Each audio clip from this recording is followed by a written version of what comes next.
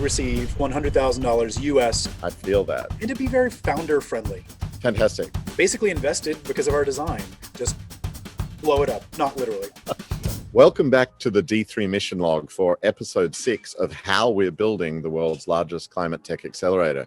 And each week we come here to talk to Bryan about running third derivative and finding out what tools and tricks we can pass on to others trying to accelerate startups in the climate solution space. What's the lesson for this week going to be about, Bryan?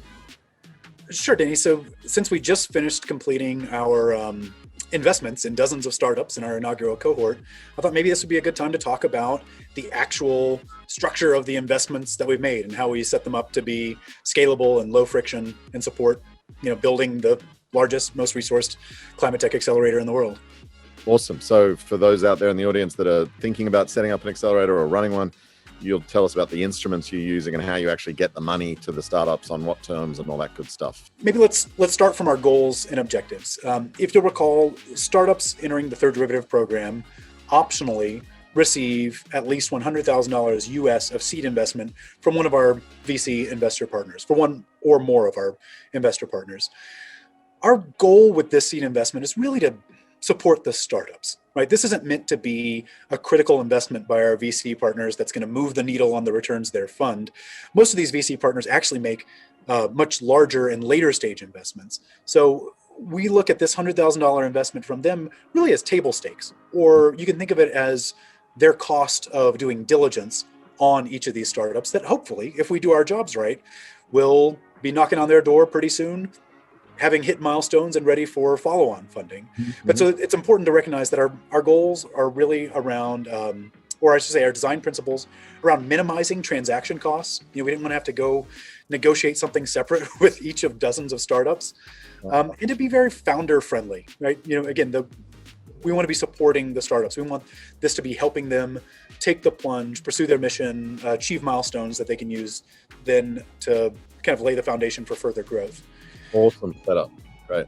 Good to know what the end in mind is. Well, and we'll see if we affect that in. But so far, we've had pretty good initial response. So we designed the note or the instrument essentially as a convertible note with a discount, but no cap. So that means it's essentially a loan. But then whenever they have some kind of subsequent transaction, be it an exit or another funding round, our note will convert into equity on those terms, but with a discount, recognizing the risk that we took by investing in them earlier.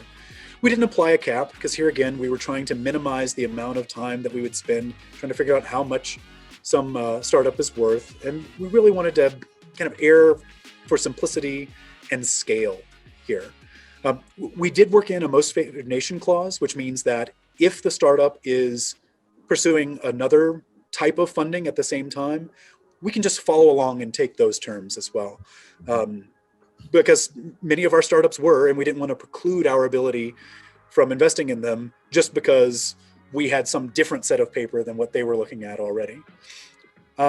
Worked out pretty well. Of our 46 startups in our inaugural cohort, I think more than 30 of them have actually participated in the investment.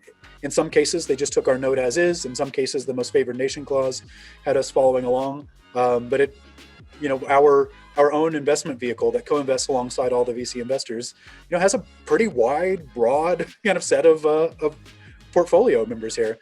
And one of our investors in that special purpose vehicle basically invested because of our note, because of our design.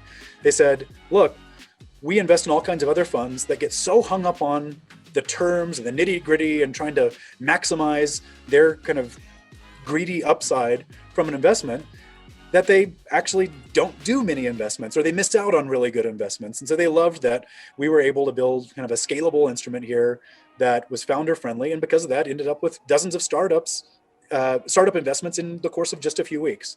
That's a testament to you and the team, actually. I mean, having been there, done that as an entrepreneur and as an investor, I feel that, like being focused on the founders and their well-being is the right philosophy coming at this and trying to scale solutions as you are.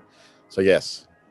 Well, and especially at this stage, right, where the important part is to get these founders moving. And so every minute that we're not spending haggling with them over terms is a minute that we're spending helping them co-create success.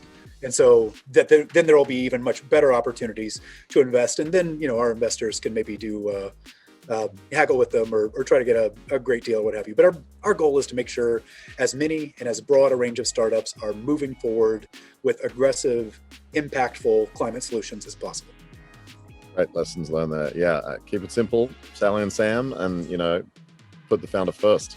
Fantastic. Okay, well, that's an important lesson on the mission we're on in this journey together. What's the startup of this week that you're going to highlight? So big shout out this week to one of our American startups called Switched Source. They manufacture smart grid kind of power electronics that take our typical grid, which is more of a hub and spoke model, and transform it into a mesh topology, which not only increases the capacity of the grid, maybe much more importantly, it actually increases the reliability and resilience of the grid, which is becoming increasingly important as we add all kinds of new generation sources, as microgrids, et cetera. So we're very excited for them in general, and especially excited that this was just made public this week.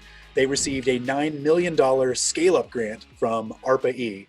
And also this week, they were named as supplier for a major California investment in upgrading their smart grid, et cetera. So Switched Source is on the move, and we are hoping to help them just blow it up, not literally. Wonderful news to the team at D3 and also at Switched Source. We'll put the press release you mentioned for the ARPA-E thing down in the link here in the video. And with that, we'll wrap it. But wonderful week. Well done, Third Derivative. We're accelerating the rate of change. Come back, same bat time, same bat channel next week to learn more about how to build the world's largest clean tech accelerator. ABL, always be learning. We'll see you next week. Thank you.